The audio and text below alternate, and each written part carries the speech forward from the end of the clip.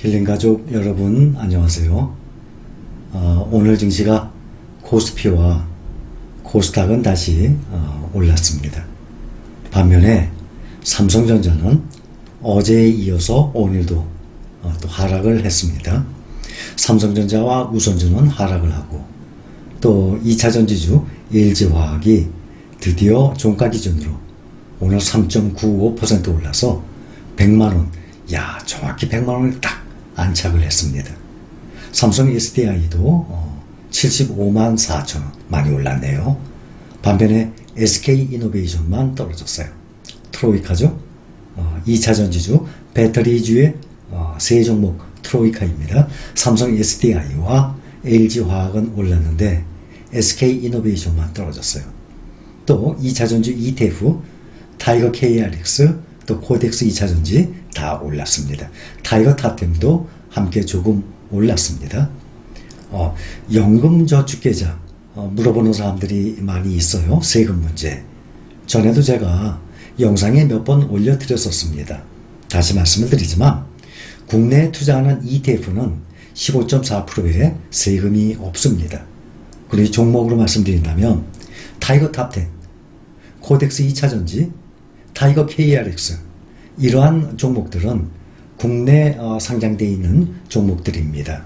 국내 종목들. 그러나 미국 코덱스 팡 플러스나 또 나스닥 100, 또 미국의 S&P 500 이러한 미국 지수를 추종하는 ETF들은 15.4%의 수수료를 매매 차익을 내야 됩니다. 그래서 연금저축계좌나 개인형 퇴직연금 IRP라고 합니다. 이런 것으로 투자를 하면 세금이 안 나니까 좋겠죠. 대신 장단점이 있어요. 단 55세 이후에 찾아야 하는 겁니다. 그러니 강제적인 장기 투자가 되는 거죠. 55세 이전에 찾게 되죠. 그러면 15.4%가 아니라 오히려 더 많이 냅니다. 세금을 16.5%, 1.1%를 더 내게 됩니다. 그러니 미국 나스닥 100이나 S&P 500이나 이러한 지수, 미국 지수를 따라가는 해외 추종 ETF는 매매 차익을 15.4%의 세금을 내지만 타이거 탑10이나 2차전지 같은 국내 종목을 추종하는 ETF는 세금을 안 냅니다.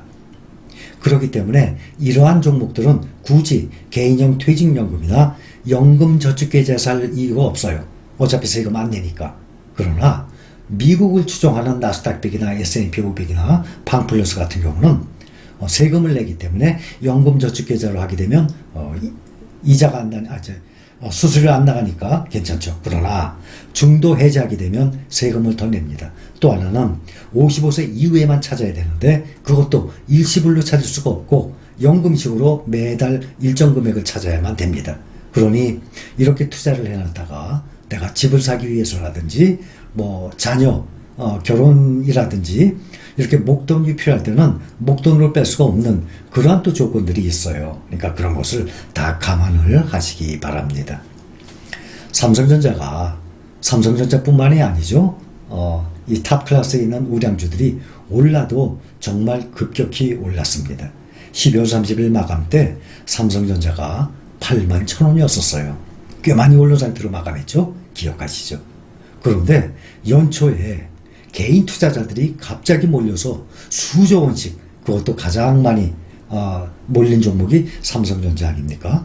그래서 11일 월요일은 91,000원까지 올라갔고 또 어제는 96,600원으로 떨어졌다가 오늘은 89,700원의 종가입니다.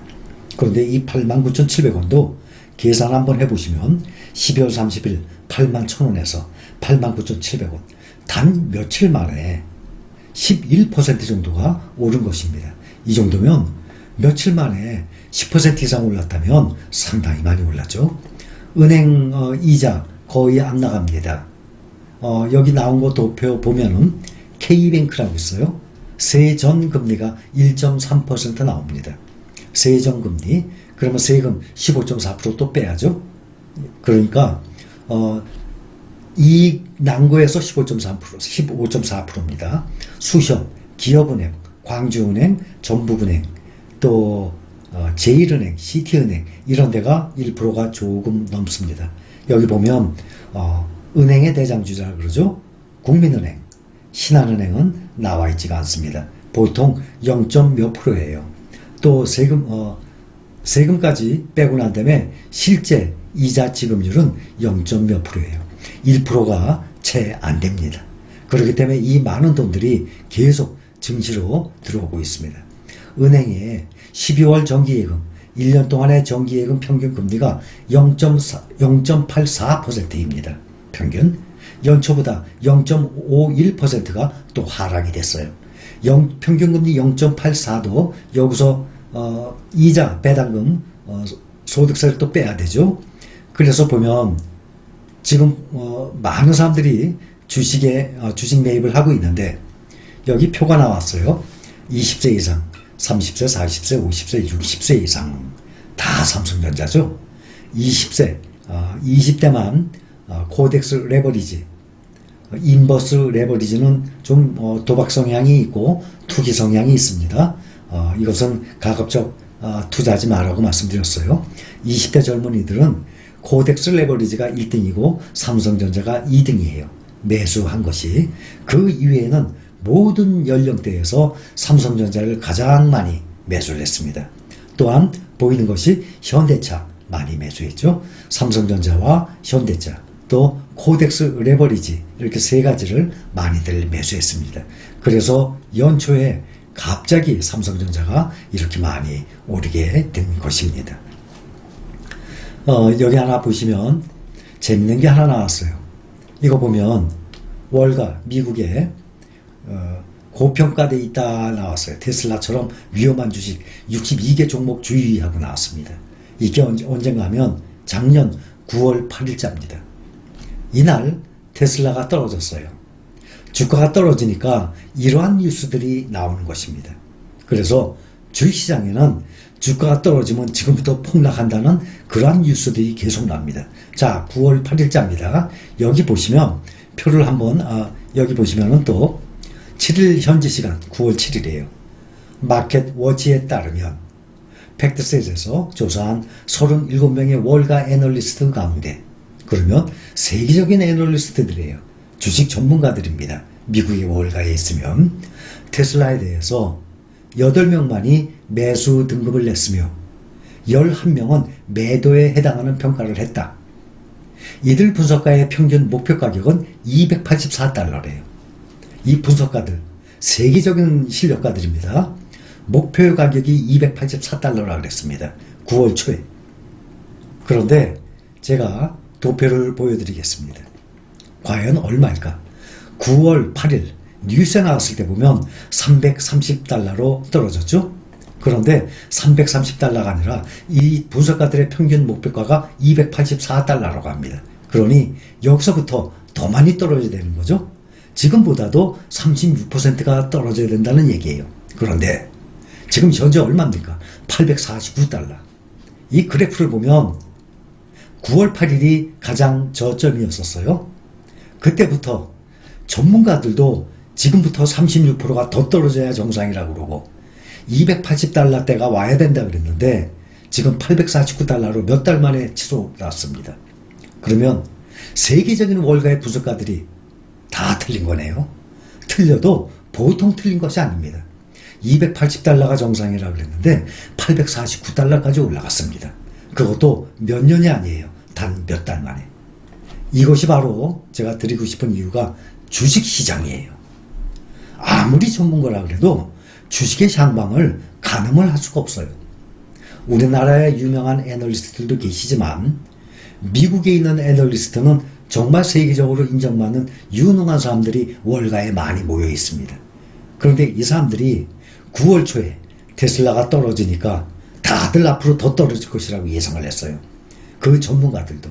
그랬는데 완전히 반전이죠. 완전히 반대예요. 다 틀렸습니다. 여러분들 댓글 제가 두 분을 소개합니다. 저는 이런 댓글 보면 답답한 건 둘째치고 안타까워요. 오늘은 영상 안 올려주시나요? 오늘 올리신 댓글이에요. 불안해서 들어왔어요. 삼성전자 우선주 월요일에 꼭지에서 왕창 사서 내일 더 떨어질까 가슴이 마구 뛰네요 하셨어요. 그러면 1월 11일 종가 91,000원이었었어요. 그러면 어떤 마음으로 매수하셨어요? 이렇게 올리신 이분께만 여쭤보는 게 아니라 이렇게 생각하시는 분들이 일부 분명히 계십니다. 그분들 모두에게 제가 질문을 합니다. 그러면 최고점일 때 월요일 날 또 어제도 마찬가지예요. 어떤 마음으로 매수를 하셨습니까? 나 지금부터 10년 투자 시작한 첫 발자국, 첫날이야. 생각하고 투자하셨어요? 그러면 불안할 마음이 하나도 없잖아요. 그런데 어떤 마음으로 주식 투자를 하신 거예요? 며칠 만에 오르면 팔으려고요? 그러면 번지수 잘못 잡으셨어요. 그러면 꼭지에 사신 거죠. 그런데 10년 투자를 생각을 하고 이제 첫걸음 뛰셨어요? 그러면 이제부터 지금 기간이 가장 싼 걸로 생각하시면 돼요. 주가는 제가 금방 말씀드렸잖아요.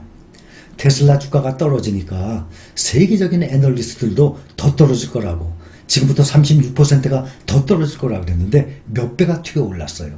그러면 세계적인 전문가들 다 틀린 것 아닙니까? 이게 주식의 세계입니다. 주식의 세계는 전문가 없어요. 또 하나, 여기는 정막한 삼성전자 95층. 내 주변엔 아무도 없는 것 같다. 그러면 최고가 96,800원까지 올라갔었죠? 95,000원에 사신 거예요.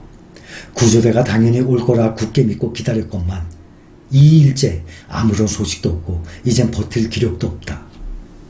정말 안타깝습니다. 2일 기다리셨어요. 2일 기다렸는데 버틸 기력이 없어요. 이 정도라면 주식 투자하지 마세요. 그냥 돈 벌 생각하지 마시고 그냥 은행에 넣어두시고 물가 계속 올라가잖아요. 화폐가치 떨어지는 것만 바라보세요.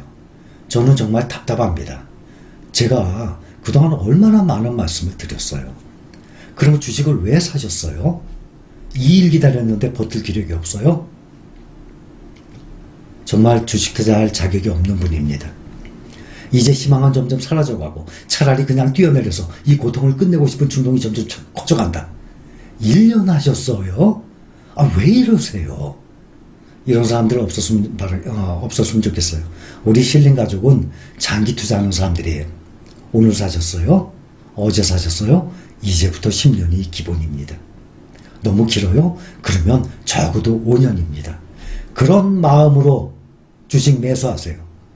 그런 마음이 아니면은, 그런 마음가짐이 아니면은 주식 매수 절대 하지 마세요. 주식시장 아주 위험합니다.